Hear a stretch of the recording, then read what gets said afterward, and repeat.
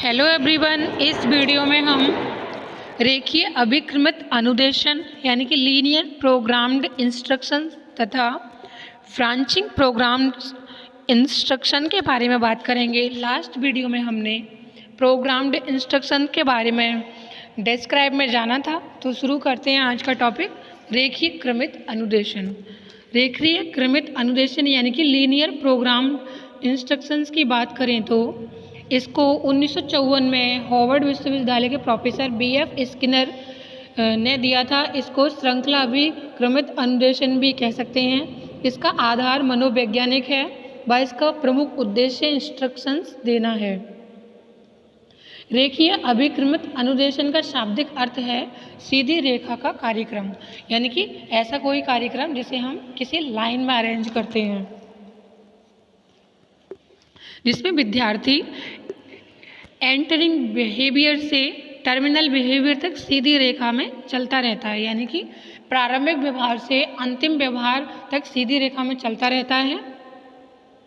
इस विषय वस्तु को छोटे छोटे पदों में क्रमबद्ध रूप से प्रस्तुत किया जाता है।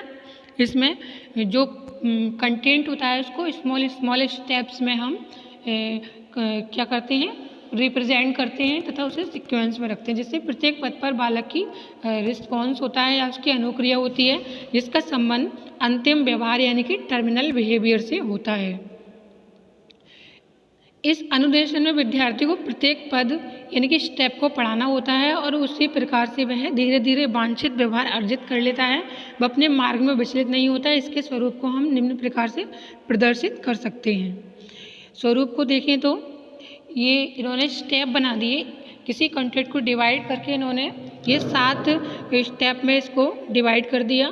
पहला स्टेप, दूसरा स्टेप, तीसरा स्टेप, चौथा स्टेप, पांचवा स्टेप, छठा स्टेप, फिर 7वां स्टेप। पूर्व व्यवहार, इसमें जो 7वां स्टेप है वो पूर्व व्यवहार है, अंतिम व्यवहार और टर्मिनल व्यवहार। टर्मिनल व्यवहार पे ये खत्म हो गया तथा जो पद स्टार्ट हुआ था वो पूर्व व्यवहार से स्टार्ट हुआ था। इसमें प्रत्येक विद्यार्थी एक के बाद एक फ्रेम या सोपान को यानी कि स्टेप को पढ़ता जाता है और अंत तक सभी फ्रेमों को एक के बाद एक पढ़ता जाता है और ज्ञान अर्जित करता है। इसमें विद्यार्थी पहला पद पढ़ने के बाद रिस्पॉन्स करता है और दूसरे पद को पढ़ने से पहले प्रथम पद के उत्तर की जांच भी कर लेता है, जिससे उसे फीडबैक में हेल्प मिलती है। The best way to teach student is to break the subject matter into meaningful segment of information and write a small step in such a way that only the correct responsible are likely to occur. Students learn better when they are successful. The student should be provided immediate knowledge of the result of his performance. Skinner ने ये definition दी थी। रेखीय अभिक्रमित अनुदेशन की अवधारणाओं के बारे में बात करें तो ये बहुत सारी होती है। एजम्पशंस ऑफ लीनियर प्रोग्राम, जिसमें विद्यार्थी सही अनुक्रियाओं से प्रेरित होते हैं, जिसके कारण वे अधिक सीख सकते हैं। इसमें विद्यार्थी स्वयं करके सीखने के लिए एक्टिव होते जाते हैं। अध्ययन के समय कम से कम त्रुटियां यानी कि गलतियां करने पर विद्यार्थी ज़्यादा सीखते हैं।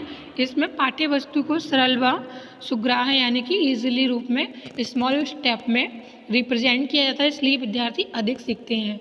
विषय वस्तु क्रमबद्ध शिक्षण सूत्रों के अनुसार होती है, जिसके फलस्वरूप अधिगम अधिक होता है। इसमें रेमेडियल टीचिंग की कोई गुंजाइश ही नहीं होती। अगर हम रेखीय अभिक्रमित विशेषताओं की बात करें तो कैरेक्टरिस्टिक ऑफ लीनियर प्रोग्रामिंग, इसमें बहुत सारी विशेषताएं होती हैं। इसमें एक ही फ्रेम में सभी विद्यार्थी पढ़ते हैं व अनुक्रिया करते हैं। इसमें सभी विद्यार्थी अनुकरण के लिए एक ही रास्ता अपनाते हैं। विद्यार्थी एक फ्रेम से दूसरे फ्रेम की ओर तब तक बढ़ता है जब तक कि सारा कार्यक्रम समाप्त नहीं होता। इसमें गलतियां होने की संभावना नहीं होती है। प्रत्येक विद्यार्थी अपनी स्वयं की गति से कार्य करता है और उसी तरह फ्रेम का अनुसरण करता है। इसमें सारे कार्यक्रम छोटे छोटे पदों या फ्रेम का बना होता है और उसमें एक ही उदाहरण व विचार होते हैं। इसमें फीडबैक और रेनफोर्समेंट तुरंत मिलता है, जिससे बालक कार्य के प्रति बहुत ज़्यादा अभिप्रेरित हो जाते हैं। रेखीय अभिक्रमित में विद्यार्थियों की अनुक्रिया को नियंत्रित रखा जाता है। तथा अधिकांशतः रेखीय अभिक्रमित में रचनात्मक युक्त अनुक्तियों का प्रयोग किया जाता है। इसमें उद्दीपन जो होता है वो प्रारंभ में ही दे दिया जाता है, जिससे विद्यार्थी कार्य के प्रति जागरूक होते हैं। इसके बाद हम रेखीय अभिक्रमित अनुदेशन का स्वरूप यानी कि स्ट्रक्चर ऑफ लीनियर प्रोग्रामिंग के बारे में बात करेंगे। इसमें पाठ्य वस्तु को छोटे छोटे पदों या फ्रेमों में बांटा जाता है।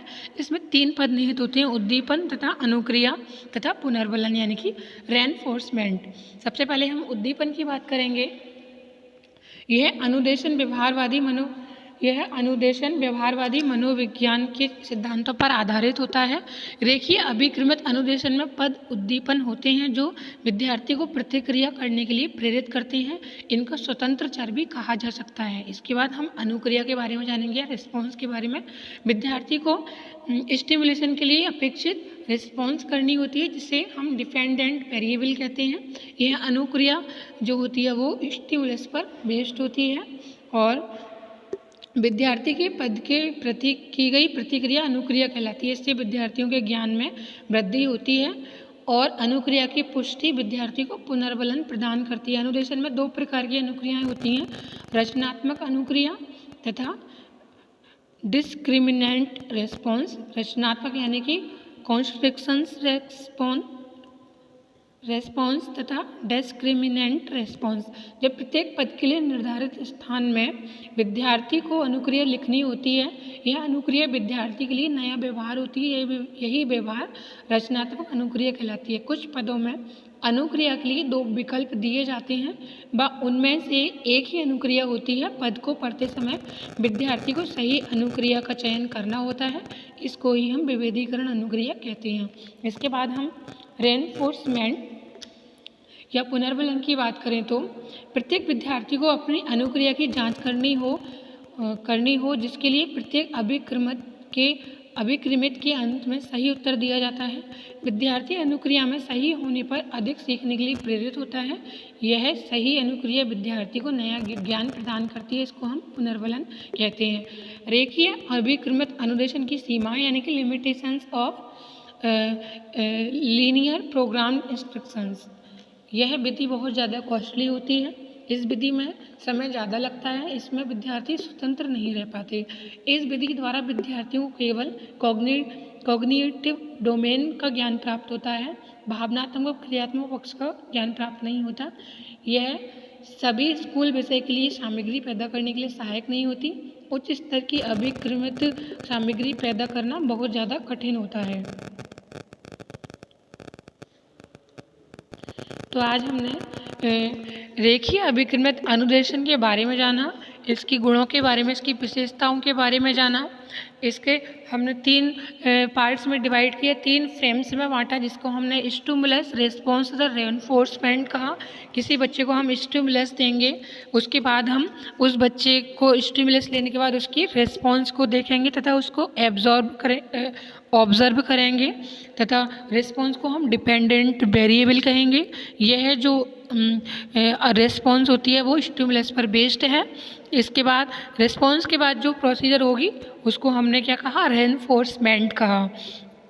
रिस्पॉन्स को हमने 2 कैटेगरीज में बांटा, रचनात्मक अनुक्रिया यानी कि कॉन्स्ट्रक्शन रेस्पॉन्स तथा विभेदीकृत अनुक्रिया को हमने डिस्क्रिमिनेंट रिस्पॉन्स में बांटा। इसके बाद पुनर्बलन को हमने देखा। प्रत्येक विद्यार्थी को अपनी अनुक्रिया की जांच करनी होती है। इसके लिए जब हम अनुक्रिया की यानी कि रिस्पॉन्स की जांच करेंगे तो प्रत्येक प्रोग्राम इंस्ट्रक्शन के लास्ट में सही उत्तर दिया जाता है। विद्यार्थी रिस्पॉन्स में सही होने पर अधिक सीखने के लिए क्या होते हैं, मोटिवेट होते हैं। यही सही अनुक्रिया विद्यार्थी को नया ज्ञान प्रदान कराती है। इसके बाद हमने इसकी सीमाओं के बारे में बात की। इसमें ये मेथड जो होता है काफ़ी कॉस्टली है। इस विधि में बहुत ज़्यादा टाइम कंज्यूम होता है। जब हम तीनों स्टेप फॉलो करेंगे या हम बहुत सारे फ्रेम्स बनाएंगे, क्योंकि रेखीय अनुदेशन में क्या है, हम छोटे छोटे स्मॉल लीनियर क्रम में कुछ फ्रेम्स बांट लेते हैं और उन फ्रेम्स के ज़रिए स्टूडेंट को ज्ञान प्रोवाइड कराते हैं। जब हम फ्रेम्स बनाएंगे तो इससे क्या होगा, बहुत ज़्यादा टाइम कंज्यूम होगा। इसमें विद्यार्थी फ्री नहीं होते, यानी कि वो स्वतंत्र नहीं रह पाते। इस मेथड द्वारा विद्यार्थियों को केवल एक कॉग्निटिव नॉलेज यानी कि डोमेन मिलती है। इसके अलावा उनको साइकोलॉजिकल या साइकोमोटर पक्ष का ज्ञान नहीं होता।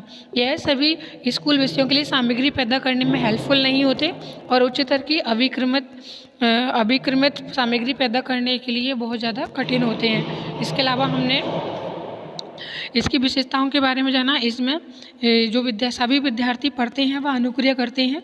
इसमें सभी विद्यार्थी अनुकरण के लिए एक ही रास्ता बनाते हैं, यानी कि जो विद्यार्थी होंगे वो एक ही मार्ग पर चलेंगे। पूरे क्लास में कितने सारे स्टूडेंट होते हैं, सबकी इंडिविजुअल डिफरेंसेस होती हैं, लेकिन इसमें फिर भी सभी स्टूडेंट जो उनको इंस्ट्रक्शंस प्रोवाइड किए गए हैं उसी के अकॉर्डिंग अपनी रिस्पॉन्स देंगे।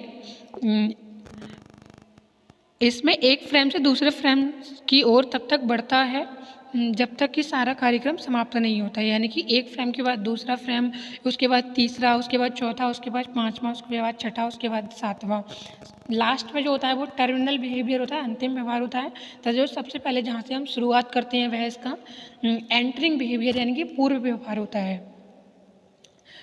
हम इसमें क्या करते हैं, विद्यार्थी के स्टेप को पढ़ाना होता है और प्रकार से धीरे धीरे वांछित व्यवहार वह अर्जित कर लेता है, वह अपने मार्ग में विचलित नहीं होता। इसके बाद लास्ट में हमें इससे फीडबैक मिल जाता है और हमें पता चल जाता है कि किसी विद्यार्थी ने कितना ज्ञान ले लिया, तथा इसको हमने क्या करना है कि रेखीय अभिक्रमित का जो मतलब होता है वो सीधी रेखा का कार्यक्रम है, यानी कि इसको हम इंग्लिश में इसीलिए लीनियर प्रोग्राम इंस्ट्रक्शंस कहते हैं, क्योंकि यह एक सीधी रेखा में चलता है। इसमें हम एंटरिंग बिहेवियर को टर्मिनल बिहेवियर तक ये सीधी रेखा में चलता है। आई होप कि आप लोगों को ये वीडियो पसंद आया होगा। वीडियो अच्छा लगा हो तो वीडियो को लाइक एंड शेयर, चैनल को सब्सक्राइब करना बिल्कुल नहीं भूलिएगा। मिलते हैं नेक्स्ट वीडियो में नेक्स्ट टॉपिक के साथ, तब तक के लिए नमस्कार।